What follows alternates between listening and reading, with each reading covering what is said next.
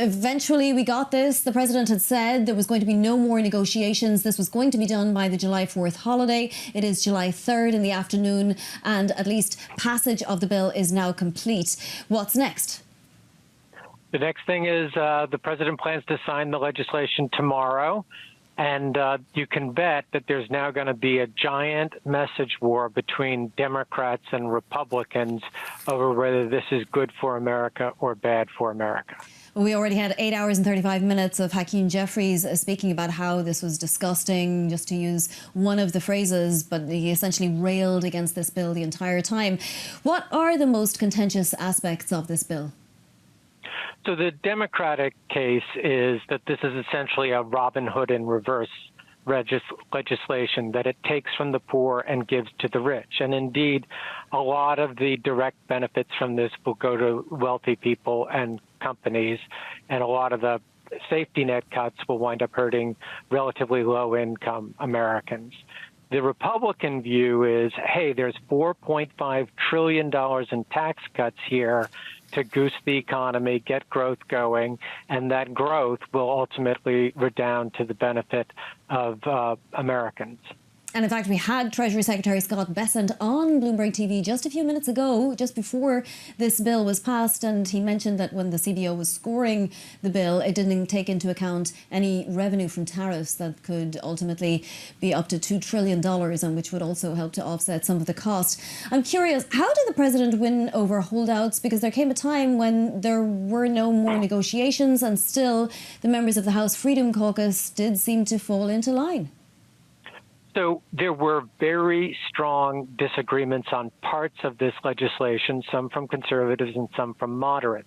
But generally, most of the Republicans were very much in favor of the tax cuts and the increases in defense spending and immigration enforcement that are the core of the bill.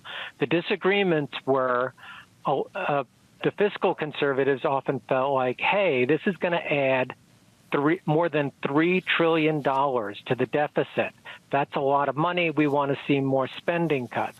On the moderate side from Republicans, people who are vulnerable to challenges in swing districts were saying, hey, we're going to cut $1 trillion from Medicaid. This is going to wind up hurting people and costing us in the election. So you had one camp saying we want to cut more spending, and the other camp saying, hey, you're cutting too much. But at the end of the day, they wanted these tax cuts. President Trump has huge sway over the Republican Party. This is the one piece of legislation he wants. He cranked up the pressure, and they more or less agree with the main pillars of it. Should we expect executive orders or anything like that? Was anything promised in the background that might appear over the next weeks to months? So there were these discussions with the fiscal conservatives in which they received reassurances about executive action. Now, they haven't detailed exactly what those promises are, so we don't know exactly. But for instance, one of them was talking about the president's going to take a very hard line on clean energy permitting and things to make sure that there aren't too many clean energy projects that become eligible for clean energy tax credits before they expire in about a year or so, particularly for wind and solar installations.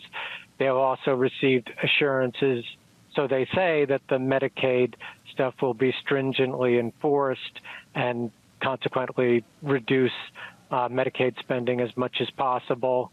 But we haven't heard that from the president. We haven't gotten, very clear examples of that.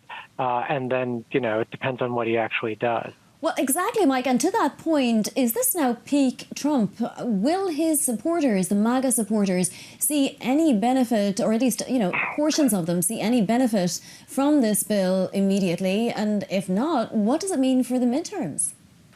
Well, there were a lot of the things that appeal to populists were front-loaded in the beginning of the bill. So, for instance, elderly Americans will get a bigger standard deduction on their income taxes. Workers who get tips or overtime pay will get, for the next 4 years, a portion of that pay exempted from taxes.